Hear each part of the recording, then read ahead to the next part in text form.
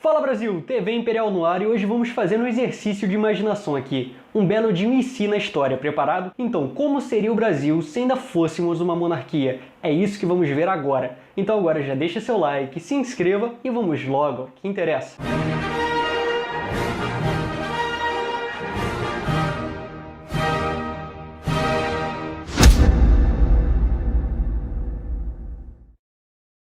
Seria absolutista? Não, que mané absolutista? O Império nunca foi absolutista.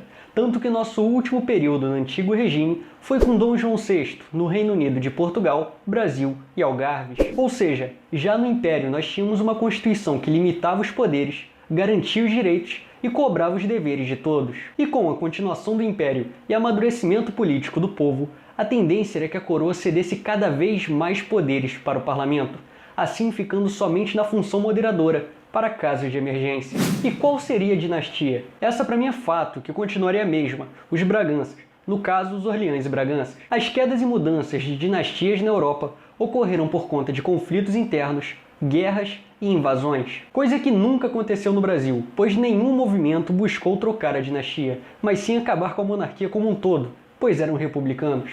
E onde seria a capital? Eu acredito que a capital continuaria no Rio de Janeiro por mais alguns anos, mas em algum momento ela seria transferida para o interior do país.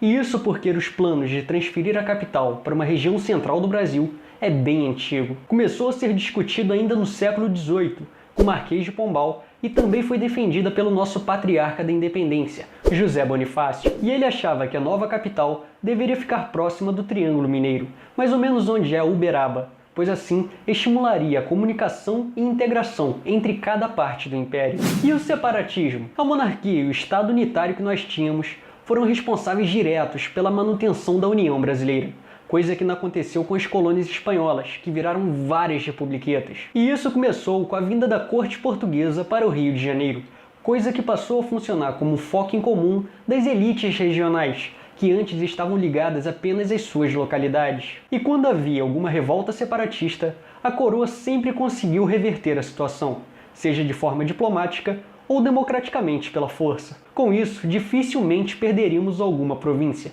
mesmo com o movimento separatista tendo total liberdade para se expressar.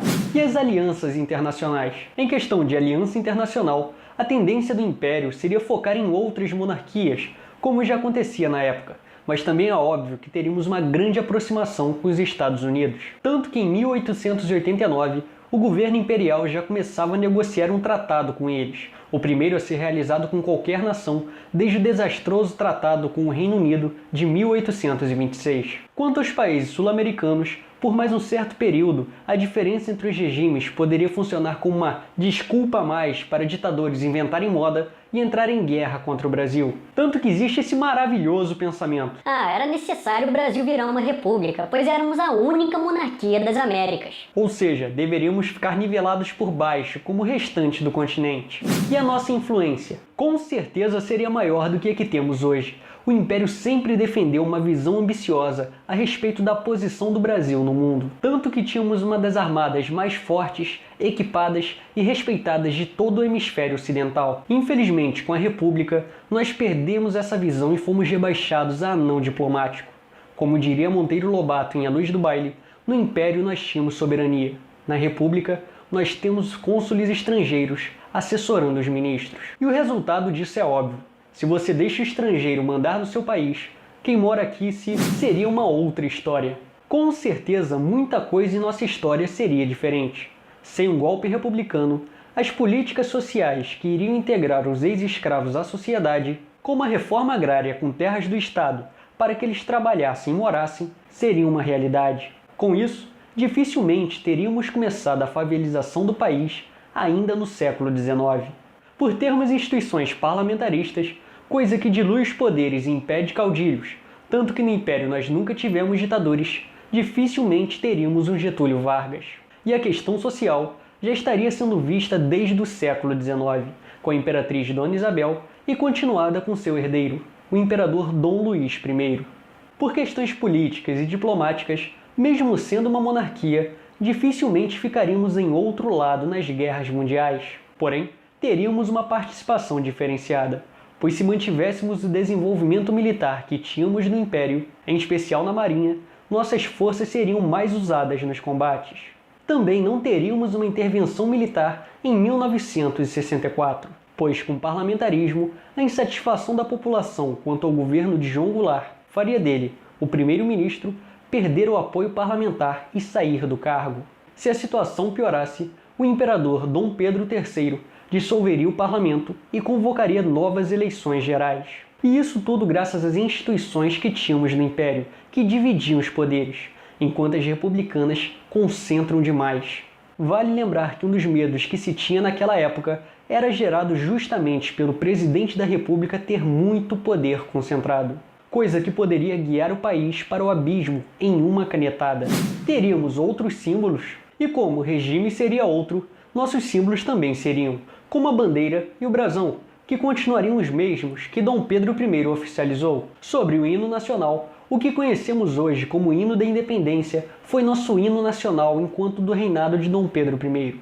Porém, quando Sua Majestade abdicou, nosso hino nacional passou a ter a mesma melodia que o atual. Quanto à Casa do Imperador, o Palácio Imperial da Quinta da Boa Vista continuaria sendo uma das propriedades da coroa, assim como a Imperial Fazenda de Santa Cruz, o Palácio Imperial em Petrópolis e o Palácio Guanabara, que na época do Império se chamava Paço Isabel e que hoje abriga a sede do governo do estado do Rio de Janeiro. E quanto a Brasília, né? Difícil saber, mas acredito que teremos um palácio no modelo um tanto mais clássico, assim como o planejamento da cidade, que seria diferenciado. Beleza, mas quem seria o rei? Bom, como éramos um império, nós teríamos um imperador, não um rei.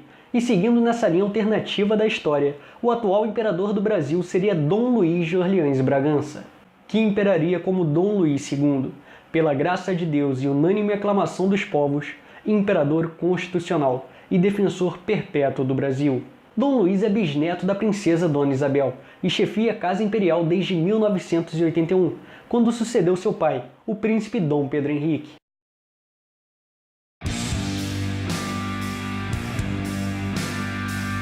E é isso aí, gostou do vídeo? Me diz aqui nos comentários o que você achou, beleza? Também não se esqueça de curtir e compartilhar para ajudar na divulgação do canal. E agora você já sabe, se não é inscrito, se inscreva para não perder nenhuma novidade. Já somos mais de 15.600 e